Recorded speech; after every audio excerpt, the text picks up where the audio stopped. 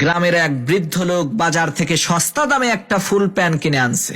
এখন বাড়িতে এসে সেই ফুল প্যান্টটা পরে দেখে ফুল প্যান্টটা তার পায়ের থেকেও আধ হাত বেশি লম্বা। তখন সেই বৃদ্ধ লোক তার স্ত্রীর কাছে গিয়ে বলল, আমার এই প্যান্টটা আধ হাত বড় হয়েছে, তুমি প্যান্টটাকে আধ হাত কেটে সেলাই করে একটু ছোট করে দাও তো।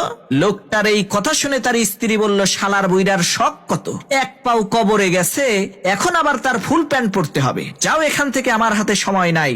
স্ত্রীর এই ঝাড়ি শুনে সেই বৃদ্ধ লোকটি তার পুত্রবধূকে বলল, মা, আমার এই প্যান্টটা আধ হাত লম্বা হয়েছে, কেটে একটু ছোট করে দাও না। পুত্রবধূ বলল, বাবা, আমার হাতে সময় নাই।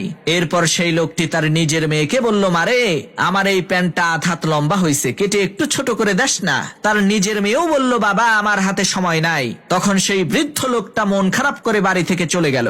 তখন সেই বৃদ্ধ লোকটার স্ত্রী চিন্তা করলো, আহারে, আমার স্বামী বুড়া মানুষ, কয়দিনই আর বাঁচবে, একটা প্যান্টই তো পরতে চাইছে, দেই একটু সেলাই করে প্যান্টটাকে ঠিক করে দেই। এই চিন্তা করে সেই বৃদ্ধ লোকের স্ত্রী ফুল প্যান্টটাকে আধ হাত কেটে ছোট করে জায়গা মতো রেখে দিছে। এদিকে বৃদ্ধ লোকটার পুত্রবধূ আবার চিন্তা করলো, আহারে, আমার শ্বশুর ছোট একটা কাজ দিছে, না করলে খারাপ দেখা যায়, দেই প্যান্টটাকে কেটে একটু ছোট করে দেই। পুত্রবধূ ও প্যান্টটা নিয়ে আধ হাত কেটে সেলাই করে জায়গা মতো রেখে দিছে। অন্যদিকে সেই বৃদ্ধ লোকটার নিজের মেয়ে, সেও চিন্তা করলো, আমার আব্বা প্যান্টটা কাটতে কইলো, কাটলাম না, এটা কি ঠিক করলাম, যাই প্যান্টটা কেটে একটু ছোট করে দেই। এইভাবে তিনজন মহিলা মানুষ মিলে ওই ফুল প্যান্টটাকে নির্যাতন করে 1.5 হাত ছোট করে ফেলছে।